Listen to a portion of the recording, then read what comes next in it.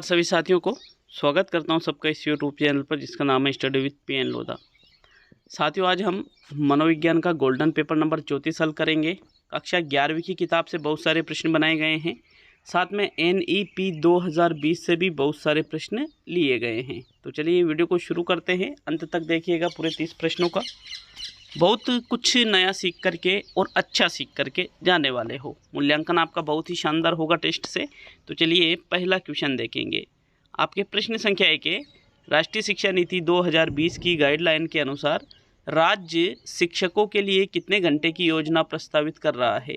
50 घंटे की, 45 घंटे की, 40 घंटे की और 60 घंटे की। तो देखिएगा प्रश्न संख्या जो 1 है इसमें क्या पूछ रहा है आपसे, NEP 2020 की गाइडलाइन के अनुसार बताना है कि जो प्रत्येक राज्य है शिक्षकों के लिए कितने घंटे की प्रशिक्षण की योजना है। साथियों ये है 50 घंटों की। विकल्प नंबर आपका 1 सही है प्रश्न 1 में। नेक्स्ट प्रश्न संख्या 2 पे आते हैं। तो चलिए दूसरे क्वेश्चन को देख लेते हैं। आपके प्रश्न संख्या 2 है, क्रियात्मक अनुसंधान का मूल उद्देश्य है नवीन शोध करना, उपाधि प्राप्त करना, समस्या का समाधान ढूंढना और इनमें से सभी। क्रियात्मक अनुसंधान विद्यालय में किया जाता है। विद्यालय में जब कोई समस्या आ जाती है तो उसके निवारण के लिए ये किया जाता है। साथियों, स्टीफेन एम कोरे इसके जनक है और इसका जो मूल उद्देश्य होता है वो क्या होता है, समस्या का समाधान ढूंढना। उपाधि प्राप्त करना या नवीन शोध करना इसका कोई मूल उद्देश्य नहीं होता है, इसलिए उपयुक्त सभी वाला विकल्प भी गलत हो गया। तो ओनली आपके थर्ड विकल्प ही प्रश्न संख्या 2 में सही रहेगा। तो चलिए आगे बढ़ेंगे प्रश्न संख्या 3 पर। तीसरा क्वेश्चन बहुत ही शानदार प्रश्न है आपके, ये देखिएगा। शिक्षकों को ऑनलाइन प्रशिक्षण किस प्लेटफॉर्म पर दिया जाना प्रस्तावित है? अनअकैडमी ऐप द्वारा, आकाश ऐप द्वारा, पाठशाला ऐप द्वारा और दीक्षा ऐप द्वारा। तो कुछ अच्छे प्रश्न जो वर्तमान संदर्भ में आपसे पूछे जा सकते हैं वहाँ से प्रश्न लिए गए हैं। ये देखिएगा, शिक्षकों को ऑनलाइन प्रशिक्षण की बात की जा रही है। कितने घंटे की योजना है? 50 घंटे की। अब यहाँ पर जो ऑनलाइन प्रशिक्षण देने की जो योजना है साथियों वो है आपके दीक्षा ऐप के द्वारा। दीक्षा ऐप के द्वारा ही शिक्षकों को ऑनलाइन प्रशिक्षण दिया जा रहा है वर्तमान में भी, और प्रस्तावित भी है जो 50 घंटे वाला है वो भी। तो विकल्प नंबर आपका 4 सही है प्रश्न संख्या 3 में। नेक्स्ट आगे बढ़ेंगे प्रश्न नंबर 4 पर। तो चलिए चौथे क्वेश्चन की ओर देख लेते हैं। NCEP 2005 का भाषा फॉर्मूला है द्विभाषी, त्रिभाषी, एक भाषी और इनमें से सभी। तो NCEP 2005 जो भाषा संबंधी विचार रखता है उसके संदर्भ में आपको प्रश्न को देखना था। देखिए NCEP 2005 कौन सी भाषा पर बल देता है या इसका जो फॉर्मूला है भाषा संबंधी वो कौन सा है? त्रिभाषी फॉर्मूला है साथियों। विकल्प नंबर आपका 2 सही है प्रश्न संख्या 4 में। नेक्स्ट प्रश्न संख्या 5 पे आते हैं। तो देखो 5वें क्वेश्चन को देखते हैं। बैक टू स्कूल से क्या तात्पर्य है? नाम तो सुना होगा बैक टू स्कूल का। विद्यार्थियों को कक्षा स्तर तक लाने के लिए अकादमिक अभियान, अकादमिक मापदंडों का ध्यान रखते हुए नियमित विद्यालय सम्मेलन, ऑनलाइन अध्ययन के लिए डिजिटल शुरुआत और इनमें से कोई भी नहीं। तो साथियों बैक टू स्कूल का अर्थ जिससे लिया जाएगा उसका आपको चुनाव करना है कि किसका अर्थ बैक टू स्कूल से लिया जाएगा। तो इनमें से कोई नहीं को तो हम हटा देते हैं, ठीक है। अब इसके अलावा ऑनलाइन अध्ययन के लिए डिजिटल शुरुआत जो है उसको बैक टू स्कूल नहीं कहते हैं, पहला या दूसरा। तो राइट आंसर है विकल्प नंबर 1। विद्यार्थियों को कक्षा स्तर तक लाने के लिए जो अकादमिक अभियान चलाए गए हैं उसको ही बैक टू स्कूल के नाम से जाना जाता है साथियों। प्रथम विकल्प आपके 5वें प्रश्न में सही है। नेक्स्ट आगे बढ़ेंगे प्रश्न नंबर 6 पर। कमेंट करके जाइएगा लास्ट में कि भाई आपके कितने क्वेश्चन सही हो रहे हैं 30 में से। तो चलिए छठे क्वेश्चन को देखते हैं। इनमें से असत्य कथन है, ठीक है। आपको यहाँ असत्य कथन का चुनाव करना है। ये 4 कथन है साथियों, थोड़ा और छोटा कर लेते हैं। ये देखिएगा, तो पहला कथन कह रहा है आपके, निःशुल्क एवं अनिवार्य शिक्षा को मूल अधिकार के रूप में अनुच्छेद 21A में जोड़ा गया था। RT 2009 के अनुसार एक शिक्षक प्रति सप्ताह 45 घंटे शिक्षण कार्य करेगा जिसमें तैयारी के घंटे भी शामिल होंगे। RT 2009 के अनुसार विद्यालय में एक गठित समिति जिसको हम कहते हैं SMC, स्कूल मैनेजमेंट कमेटी, ठीक है, विद्यालय प्रबंधन समिति का अध्यक्ष विद्यालय का प्रधानाध्यापक होगा जबकि सचिव अभिभावकों में से कोई एक होगा। चौथा है RT 2009 संपूर्ण देश में जम्मू कश्मीर को छोड़कर 1 अप्रैल 2010 को लागू हुआ। तो बताइए RT 2009 के संबंध में आपको कौन सा कथन यहाँ पर असत्य लग रहा है साथियों? देखो प्रथम जो कथन कह रहा है कि भाई निःशुल्क एवं अनिवार्य शिक्षा को मूल अधिकार के रूप में अनुच्छेद 21A में जोड़ा था, तो ये तो बिल्कुल सही है।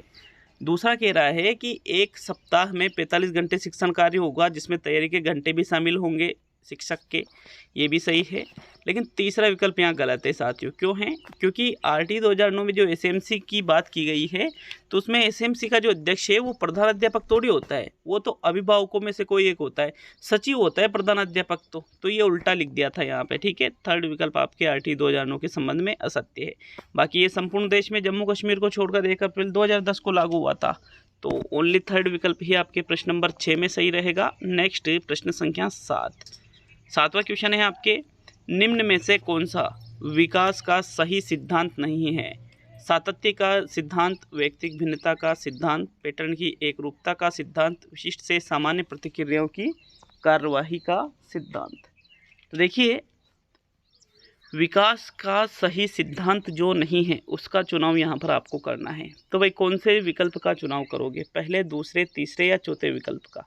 साथियों, राइट आंसर की अगर हम बात करें तो इसमें आपके राइट आंसर है विशिष्ट से सामान्य प्रतिक्रियाओं की कार्रवाई का सिद्धांत। क्योंकि विकास कभी भी विशिष्ट से सामान्य की ओर नहीं होता है, बल्कि विकास होता है सामान्य से विशिष्ट की ओर, न कि विशिष्ट से सामान्य की ओर। तो ये वाला जो विकल्प है ये गलत है। बाकी पैटर्न की एकरूपता का सिद्धांत विकास का होता है, व्यक्तिगत भिन्नता सभी को देखने को मिलती है, सातत्य विकास का सिद्धांत ये भी होता है। तो साथियों तीनों ये तो होते हैं, लेकिन चौथा यहाँ गलत है, इसलिए आपके विकल्प नंबर 4 ही प्रश्न संख्या 7 में सही है। नेक्स्ट आगे बढ़ेंगे प्रश्न नंबर 8 पर। तो साथियों आपके प्रश्न संख्या 8 पे हम आते हैं। आपके प्रश्न नंबर 8 है, ये देखिए प्रश्न नंबर 8 को।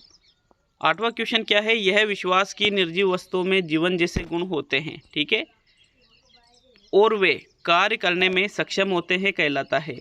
जीववाद कहलाता है, अहम केंद्रवाद कहलाता है, भाव प्रबोधन कहलाता है, या उपलब्धि की आवश्यकता कहलाता है।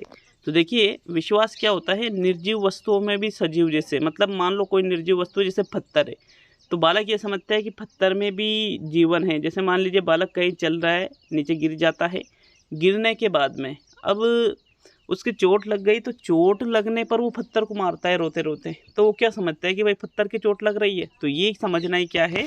जीववाद है साथियों। विकल्प नंबर आपका 1 सही रहेगा प्रश्न नंबर 8 में। नेक्स्ट आगे बढ़ते हैं प्रश्न नंबर 9 पर। तो 9वें क्वेश्चन को देख लेते हैं। प्रश्न संख्या 9 स्टार कर लीजिए, बहुत ही इंपॉर्टेंट प्रश्न है। क्लासिकल अनुबंधन का अन्य नाम क्या है? एस प्रकार का अनुबंधन, आर प्रकार का अनुबंधन, एस आर प्रकार का अनुबंधन और यू प्रकार का अनुबंधन।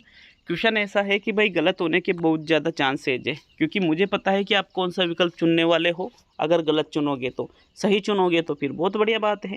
तो देखो 9वें क्वेश्चन में क्लासिकल अनुबंधन का जो अन्य दूसरा नाम है वो, अगर आपने तीसरा विकल्प चुना है तो गलत है। इस प्रकार का अनुबंधन जो होता है वही क्लासिकल अनुबंधन या प्राचीन अनुबंधन या पावलोव का जो सिद्धांत है वो बताया गया है साथियों। पावलोव के सिद्धांत को, प्राचीन अनुबंधन को, क्लासिकल अनुबंधन को, इस प्रकार का टाइप, इस प्रकार का जो कंडीशनिंग मतलब जो अनुबंधन है वो बताया गया है। विकल्प 1 ही सही रहेगा। आर प्रकार, यू प्रकार, एस आर प्रकार नहीं है, गलत है ये।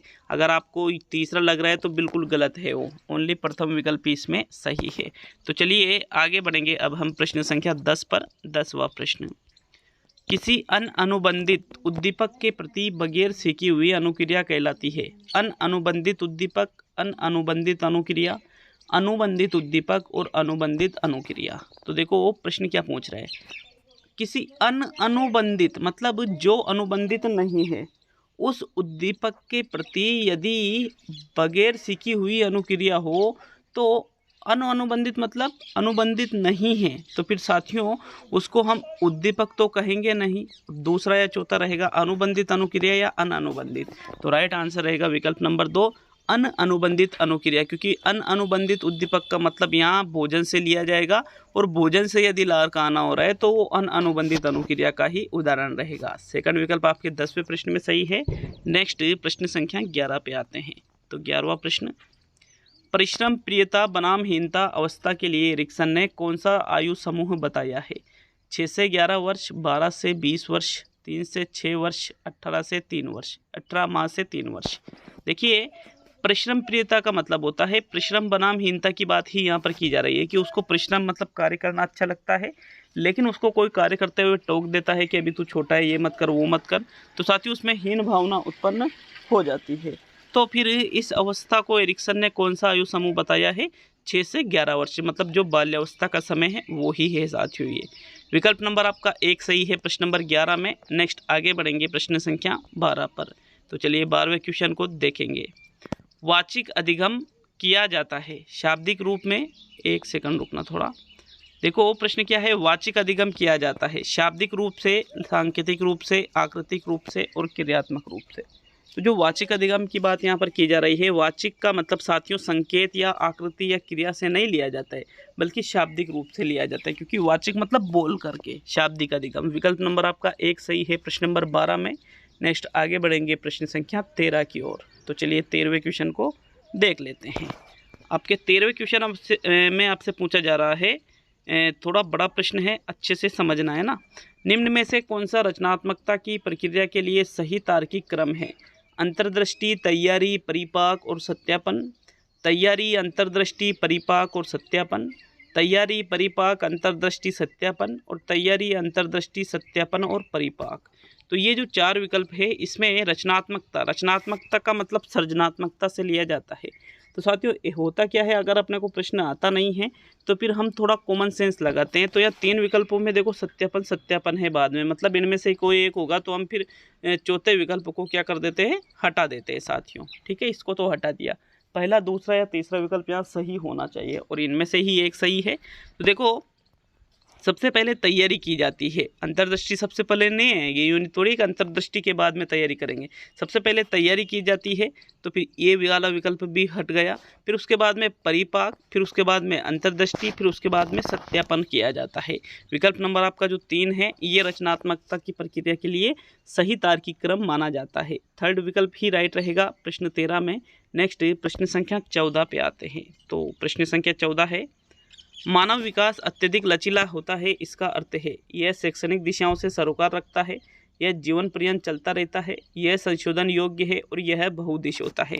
तो देखो मानव विकास अत्यधिक लचीला मतलब जिसमें बदलाव किया जा सकता है। तो साथियों इसका मतलब ये होता है कि भाई यह संशोधन योग्य है। विकल्प नंबर आपका 3 सही है प्रश्न नंबर 14 में, क्योंकि संशोधन योग्य है तभी तो लचीला होगा। लचीले का मतलब संशोधन से लिया जाएगा।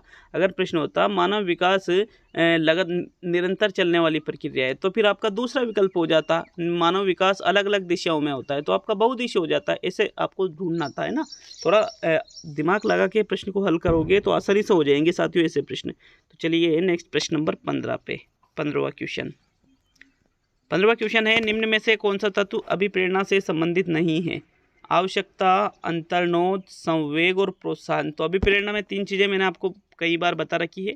अभिप्रेरणा में आवश्यकता इसका तत्व है, अंतर्नोद इसका तत्व है, प्रोत्साहन इसका तत्व है। लेकिन साथियों संवेग का तो कहीं से कहीं तक उल्लेख ही नहीं है इसमें तत्वों में, इसलिए आपके थर्ड विकल्प जो है ये अभिप्रेरणा के तत्वों से संबंधित नहीं है और यही आपका प्रश्न नंबर 15 में सही आंसर रहेगा।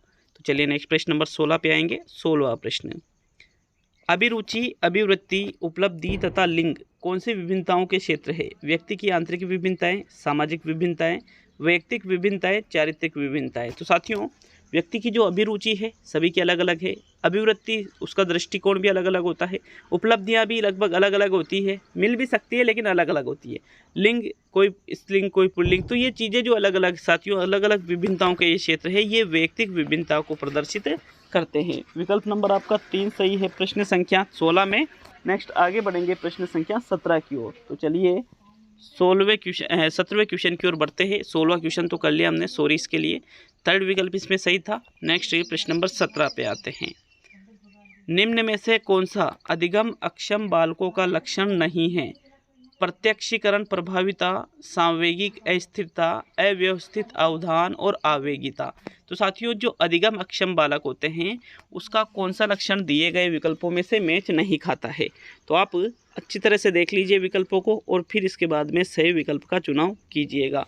तो जो अधिगम अक्षम बालक होते हैं साथियों, वो सांवेगिक रूप से अस्थिर होते हैं, अव्यवस्थित अवधान भी होता है, मतलब व्यवस्थित रूप से उनका ध्यान केंद्रण नहीं हो सकता। तो ये दोनों तो है प्रथम या चौथा। तो साथियों राइट आंसर है प्रत्यक्षीकरण प्रभाविता। प्रत्यक्षीकरण की प्रभाविता का गुण या लक्षण जो है वो अधिगम अक्षम बालकों में नहीं पाया जाता है। विकल्प नंबर आपका 1 सही है 17वें क्वेश्चन में, क्योंकि प्रत्यक्षीकरण प्रभावित था तो फिर ये तो एक अच्छी बात हो गई ना, अच्छी बात इनमें थोड़ी होता है, तो इसलिए आपका प्रथम विकल्प ही 17वें क्वेश्चन में सही है। नेक्स्ट आते हैं प्रश्न नंबर 18 पर।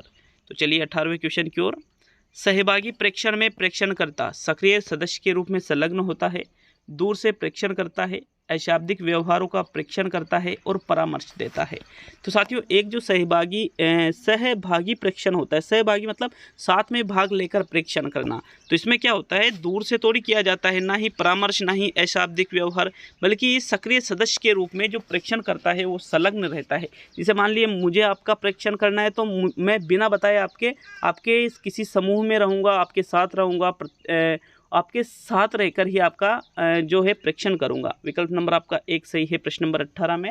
नेक्स्ट आते हैं साथियों प्रश्न नंबर 19 की ओर। तो चलिए 19वां क्वेश्चन देखेंगे। जीन पियाजे के अनुसार बालक कौन सी अवस्था में परिकल्पनाओं को समझने की तथा तार्किक वाक्यों के आधार पर विचार करने की योग्यता प्राप्त कर लेता है? Sensory motor stage, formal operational stage, वैचारिक क्रिया की अवस्था, मूर्त संक्रियात्मक अवस्था। थोड़े ऑप्शन मैंने गलत डाल दिए, गलत का मतलब हिंदी में और इंग्लिश में दोनों में डाल दिए, 2 ऑप्शन हिंदी 2 इंग्लिश में। देखिएगा, जीन पियाजे का जो संज्ञानात्मक विकास का सिद्धांत है, इसमें इन्होंने कौन सी अवस्था में बताया था कि बालक क्या कर रहा है, परिकल्पनाओं को समझ रहा है, तार्किक वाक्यों के आधार पर विचार करने की योग्यता। तो साथियों, परिकल्पनाओं को समझना, तार्किक वाक्यों के आधार पर विचार करना, तो साथियों ये चौथी और अंतिम अवस्था है जिसको हम कहते हैं फॉर्मल ऑपरेशनल स्टेज। विकल्प नंबर आपका 2 सही है प्रश्न संख्या 19 में, जिसकी अवधि होती है लगभग 11 वर्ष से ऊपर। तो ठीक है, आगे बढ़ेंगे प्रश्न संख्या 20 पर। 20वां क्वेश्चन देख लेते हैं। बुद्धि के सिद्धांतों में पिंडक का अर्थ है बुद्धि के द्वारा एक सामान्य एवं संगठित क्षमता से समाधान किया जाता है।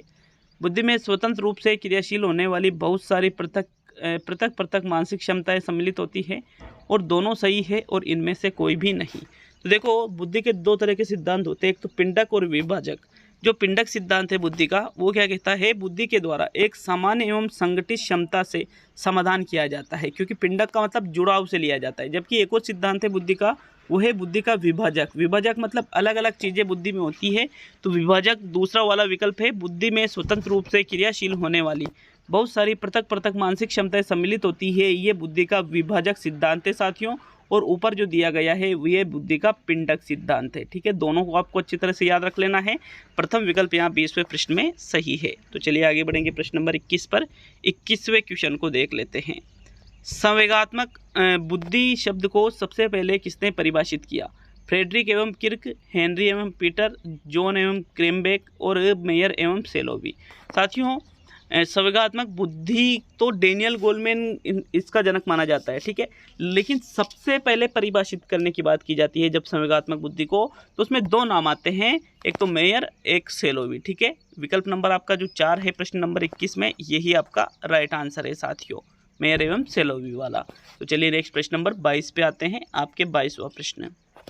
इनमें से कौन से विकल्प में दुर्बीती से संबंधित युग्म असंगत है? हवा से दुर्बीती एरोफोबिया, बंद जगह से दुर्बीती क्लाउस्ट्रोफोबिया, पानी से दुर्बीती हाइड्रोफोबिया, ऊंचाई से दुर्बीती फायरोफोबिया। तो साथियों देखो, दुर्बीती एक तरफ तो दुर्बीती लिखी हुई है और एक तरफ लिखा हुआ है उससे संबंधित युग्म, कि भाई इसका अर्थ ये होता है। अब 3 तो यहाँ पर सही दे रखे हैं, लेकिन एक विकल्प आपको यहाँ पर गलत मिलेगा, तो वो जो गलत है उसी का आपको चुनाव करना है साथियों। बताइएगा प्रश्न संख्या 22 में कौन सा विकल्प आपका सही रहेगा। तो भाई देख लेते हैं कि भाई कौन सा विकल्प आपका इसमें सही है। तो देखो, जो हवा से दुर्बीती होती है उसको एरोफोबिया कहते हैं, बंद जगह से जो दुर्बीती होती है उसको क्लाउस्ट्रोफोबिया ही कहते हैं, पानी से दुर्बीती को हाइड्रोफोबिया ही कहते हैं, लेकिन जो ऊंचाई से दुर्बीती होती है साथियों, ऊंचाई से दुर्बीती को पायरोफोबिया नहीं कहा जाता है। पायरोफोबिया का मतलब तो आग से दुर्बीती होती है, इसलिए ये क्या है, गलत है, असंगत है, बेमेल है। इसलिए आपके विकल्प नंबर 4 यहाँ पर सही आंसर रहेगा प्रश्न नंबर 22 में। तो चलिए आगे बढ़ेंगे प्रश्न नंबर 23 पर। 23वां प्रश्न देख लेते हैं साथियों। प्रश्न संख्या 23 है, निम्न में से कौन सा यथार्थ, एक सेकंड रुकना थोड़ा सा। प्रश्न संख्या 23 में निम्न में से कौन सा यथार्थवादी चिंतन का प्रकार नहीं है? अभिसारी चिंतन, सृजनात्मक चिंतन, आलोचनात्मक चिंतन, स्वलीन चिंतन। मैंने आपको जब आरबीएससी की किताब पढ़ाई थी तो बहुत ही स्पष्ट तरीके से बता दिया था कि भाई चिंतन का ये जो टॉपिक है यहाँ से 100% क्वेश्चन बनेगा और रीट के एग्जाम में बनेगा ये साथियों, वहाँ से चिंतन और कल्पना वाले में से। तो देखो यथार्थवादी चिंतन के होते हैं 3 प्रकार। एक तो होता है अभिसारी चिंतन, एक होता है सृजनात्मक चिंतन, एक होता है आलोचनात्मक चिंतन। ये तीनों ही प्रकार यथार्थवादी चिंतन के मतलब वास्तविक चिंतन के हैं। लेकिन साथियों ये जो स्वलीन चिंतन है, ये स्वलीन चिंतन तो किसका प्रकार है? ये तो काल्पनिक चिंतन का प्रकार है। मतलब जो हमारी इच्छाएं हैं, कल्पनाएं हैं, उनको जब हम चिंतन के माध्यम से व्यक्त करते हैं, जैसे काश कि मैं तो एक हेलीकॉप्टर खरीदूंगा, ये वगैरह वगैरह, मेरे तो ये होगा वो होगा, ज़्यादा जो चीज़ें एक्स्ट्रा होती है ना, जो मन के अंदर जो पाई जाती है, उनको बाहर जब हम सोचते हैं तो फिर वो होता है स्वलीन चिंतन, जो कि यथार्थवादी चिंतन का उदाहरण नहीं है। तो विकल्प नंबर आपका 4 सही है प्रश्न नंबर 23 में। नेक्स्ट आगे बढ़ेंगे प्रश्न नंबर 24 पर।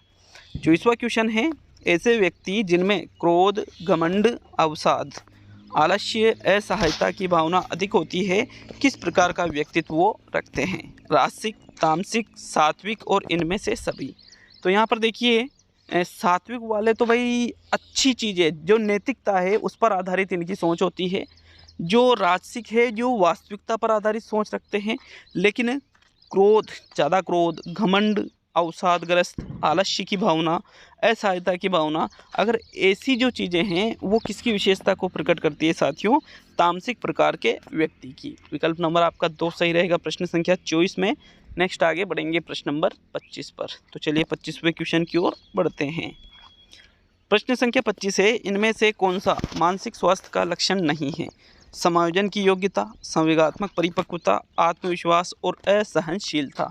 जो व्यक्ति मानसिक रूप से स्वस्थ रहता है वो समायोजन करने की योग्यता रखता है, चीज़ों के प्रति, इस समय के प्रति, आवश्यकताओं के प्रति, और भी कई सारी चीज़ें। संवेगात्मक रूप से वो परिपक्व होता है, हर जगह अपने संवेगों को अभिव्यक्त नहीं करता है, ठीक है। आत्मविश्वास उसमें होता है, लेकिन असहनशीलता, तो साथियों असहनशीलता मानसिक स्वास्थ्य के लक्षणों में नहीं आता है। विकल्प नंबर आपका 4 सही है प्रश्न नंबर 25 में, असहनशीलता वाला। तो चलिए आगे बढ़ेंगे प्रश्न नंबर 26 पर। आपके 26वां क्वेश्चन देखेंगे साथियों। छोटे बालक विवाह, घर घर, प्रीति भोज आदि के खेल खेलते हैं, ये अधिगम के किस सिद्धांत से संबंधित है? नैमित्तिक अनुबंधन से, प्राचीन अनुबंधन से, उद्दीपक अनुक्रिया अधिगम से और प्रेक्षण अधिगम से। तो बताइए भाई कौन सा विकल्प इसमें आपका सही है? देखा होगा आपने, छोटे बालक हैं, घर घर खेल रहे हैं, प्रतिभोज आदि के खेल खेल रहे हैं, तो ये चीज़ें वो देख कर के सीखते हैं, और जिसमें प्रेक्षण के द्वारा सीखा जाता है वही प्रेक्षण अधिगम कहलाता है साथियों। विकल्प नंबर आपका 4 सही है प्रश्न नंबर 26 में, प्रेक्षण अधिगम वाला, जो बंडूरा वाला है ना, अवलोकन पर आधारित अधिगम, वो ही है इसमें। तो चलिए आगे बढ़ेंगे अब हम प्रश्न संख्या 27 पर। आपके प्रश्न नंबर 27 क्या पूछ रहा है आपसे, देख लेते हैं। प्रश्न नंबर 27 है, वे बच्चे जो विभिन्न प्रकार की अधिगम समस्याओं से ग्रसित रहते हैं, उनके लिए अधिगम अक्षम शब्द का सर्वोत्तम प्रयोग किसने किया? हेवार्ड ने, सैमुअल कर्क ने, वेन रीपर ने और बर्क ने। तो साथियों बताइए प्रश्न नंबर 27 में कि भाई आपका कौन सा विकल्प जो है वो सही आंसर है। तो इसमें यूँ पूछा जा रहा है, अधिगम अक्षम शब्द का सर्वप्रथम प्रयोग किसने किया है? साथियों किसके द्वारा किया गया है? सैमुअल कर्क के द्वारा ही अधिगम अक्षम बच्चों के अधिगम अक्षम जो शब्द है इसका सबसे पहले प्रयोग किया था। विकल्प नंबर आपका 2 सही है प्रश्न नंबर 27 में। नेक्स्ट आगे बढ़ेंगे प्रश्न नंबर 28 पर। तो चलिए 28वें प्रश्न को देखेंगे। ये देखिए 28वें प्रश्न को, आपके 28वां क्वेश्चन है, अलमारी में रखी किताब जब हमें नहीं मिलती है तो हमें परेशानी का अनुभव होता है। कुछ देर सोचने के बाद हमें ये याद आता है कि किताब तो मैंने अपने मित्र को दी थी। सिगमंड फ्राइड के अनुसार यह कथन किस मानसिक स्तर से संबंधित है? अर्धचेतन मन, चेतन मन, अचेतन मन और इनमें से कोई भी नहीं। तो होता क्या है, कई बार हम कई चीज़ों को किसी स्थान पर रख देते हैं और याद नहीं आता है, फिर सोचते कि यार कहाँ रखी थी, फिर अचानक से अरे याद तो है, याद तो यहीं रखी थी, लेकिन फिर वो अचानक से मिल जाती है, अरे वहाँ रखी थी यार। तो फिर वो होता है हमारा अर्धचेतन मन, जिसमें कुछ चीज़ें हमें याद आ जाती है, कुछ चीज़ें हम भूल जाते हैं। मतलब बीच का स्तर होता है चेतन और अचेतन मन के बीच का स्तर। तो विकल्प नंबर आपका 1 सही है साथियों 28वें क्वेश्चन में। अब हम देखते हैं सेकंड लास्ट मतलब 29वां क्वेश्चन। बालक के शरीर में होने वाले लैंगिक परिवर्तन विकास की कौन सी अवस्था में दिखाई देना प्रारंभ हो जाते हैं? पूर्व बाल्यावस्था में, पश्च किशोरावस्था में, वयस्क अवस्था में और वयसंधि काल में। तो देखो लैंगिक परिवर्तन जो बालक बालिकाओं के शरीर में होते हैं, सभी को पता है कि भाई किस प्रकार के परिवर्तन हैं। तो देखिए वयस्क अवस्था के तो पहले हो जाते हैं, तो तीसरा तो आपके गलत हो जाता है। पूर्व बाल्यावस्था में भी नहीं होते हैं, पश्च किशोर अवस्था से पूर्व हो जाते हैं। मतलब यहाँ पर ये जो वयसंधि काल वाला विकल्प है, विकल्प नंबर 4, यही आपका सही आंसर रहेगा साथियों। जो लैंगिक परिवर्तन विकास की अवस्था में दिखाई देते हैं वो होती है वयसंधि काल, मतलब एक तरह से किशोर अवस्था ही इसको हम कह सकते हैं। तो ओनली चौथा ही विकल्प आपके इसमें सही है प्रश्न संख्या 29 में, अंतिम और 30वां क्वेश्चन। लेकिन वीडियो अच्छा लगे तो लाइक ज़रूर कीजिएगा, कमेंट करके जाइए 30 में से आपने कितने क्वेश्चन सही किए हैं। ठीक है, किसी भी प्रश्न पे डाउट हो तो कमेंट कर दीजिएगा साथियों। दूसरा वीडियो है आज का ये, इसके पहले मैंने हिंदी का वीडियो अपलोड कर दिया है और शाम को 3 से 4 के बीच में वापस पर्यावरण का वीडियो आपके आ जाएगा। तो चलिए देख लेते हैं अंतिम और 30वें प्रश्न को। इनमें से असुमेलित है प्रात्यक्षिक एवं संप्रत्य संज्ञानात्मक अधिगम, तैरना, साइकिल चलाना, नृत्य, पेशी कौशल, बातों, विचारों, भावनाओं का पारस्परिक आदान प्रदान, अनुबंधन, समस्या का तत्काल अचानक समाधान, अंतर्दृष्टि। तो बताओ भाई कौन सा आपको यहाँ पर असुमेलित लग रहा है साथियों। 30वें क्वेश्चन में देखो प्रात्यक्षिक एवं संप्रत्य जो चीज़ें होती है ये संज्ञानात्मक अधिगम में ही आती है। दूसरा विकल्प कह रहा है तैरना, साइकिल चलाना, नृत्य करना, ये पेशी कौशल से संबंधित ही है। लेकिन तीसरा विकल्प क्या कह रहा है, जो बातें हैं, विचार है, भावनाओं का पारस्परिक आदान प्रदान किया जाता है, तो ये अनुबंधन से थोड़ी होता है साथियों। विकल्प नंबर 3 आपके गलत है। बाकी समस्या का तत्काल और अचानक समाधान अंतर्दृष्टि होता है। तो तीसरा विकल्प आपके इस क्वेश्चन का सही आंसर रहेगा। कौन सा विकल्प रहेगा साथियों? विकल्प नंबर 3 जो है प्रश्न संख्या 30 में आपका आंसर है। तो ये वीडियो पूरा हुआ, कैसा लगा हमें कमेंट करके ज़रूर बताइएगा साथियों। और साथ में वीडियो अच्छा लगे तो वीडियो को लाइक कीजिएगा, वीडियो को शेयर कीजिएगा और जुड़े रहिएगा बिल्कुल एग्ज़ाम तक। ठीक है, तो मिलते हैं फिर 3 से 4 बजे वाले पर्यावरण के वीडियो में। बहुत बहुत धन्यवाद सभी का।